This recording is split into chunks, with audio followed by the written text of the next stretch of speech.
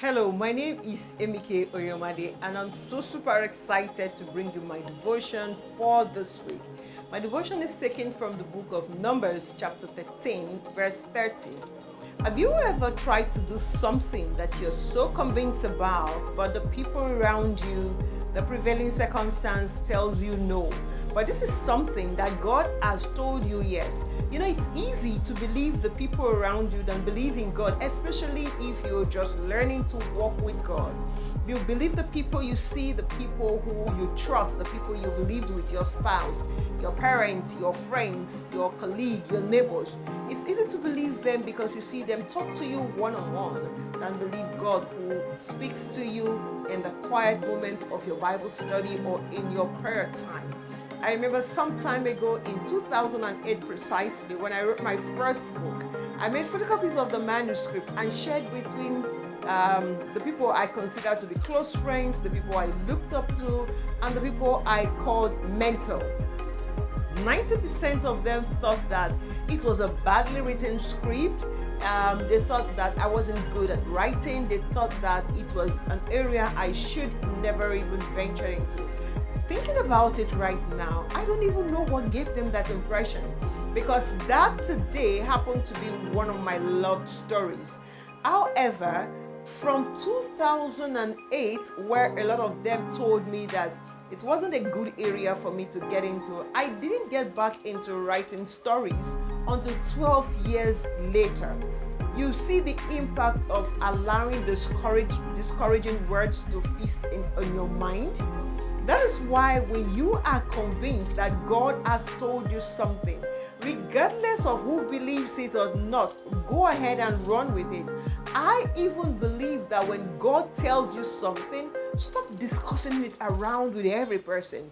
Because the moment you begin to bring in logic, you begin to bring in comparison, the faith to pursue it, the faith to bring it to pass, you will lose it. The confidence, the assurance that God said this thing and I want to do it, you will lose it. So the moment you are sure that that vision was shown to you by God, that idea was placed in your heart by God, my dear, get up and run with it. Forget who likes it and who doesn't like it. Now, that's exactly what happened when Moses was leading the children into the promised land. The children of Israel into the promised land. This is a land that God specifically spoke about that I'm going to give to you guys. It's your place. It's your place of inheritance, flowing with milk and honey. I have prepared a good place for you. Moses sent out 12 spies into that land just so that we have an idea of what this promised land is like before they entered into it. 10 out of 12 of them came back telling the children of Israel that it is a land that they cannot conquer because the land is filled with giants. 2 of them, Caleb and Joshua, steal the people. The Bible says in Numbers 13 verse 30, Caleb interrupted, called for silence before Moses and said, "Let's go up and take the land now. We can do it." I like the last part of the verse. I just read the Message translation of Numbers 13 verse 30. You can read the old chapter and see how awesome it is when the devil says no, when your circumstance says no, and God is saying yes, and there is nothing the devil or any power can do about what God has said yes to.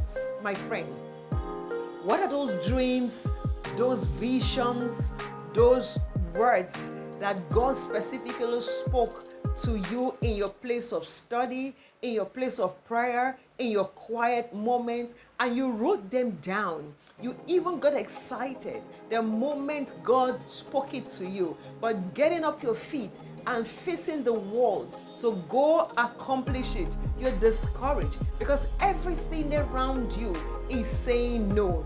It would have been easy for Moses to believe 10 men as against 12, but Moses knew what God said, and he knew that even if the majority is saying no and only the still small voice is saying yes, that's all that matters. My friend, did your best friend say no to you? Did your spouse say no to you? You know, sometimes your spouse may not even believe in your vision. It does not mean that they love you less. It just means that both of you are not saying the same thing. Don't bother about that. God will bring them to the place where they will see what you are saying. But the important thing is that the fact that a spouse, a best friend, your parent, your sibling does not yet believe in what God is asking you to do does not mean you should give up on it. Don't give up on that thing that God has placed in your heart. You never can tell generation after you will live to testify if you take a move. My friend, everything around you may be saying no. Everything around you may be showing you fear. Everything around you may be counting to you the people who did and never succeed. But if God says it, He will ensure to bring it to pass if you will be obedient. I encourage you to stay in your place of grace in the area where God has called you to function. That is the only place where you will increase. Till I come your way again next week with exciting devotion, stay blessed.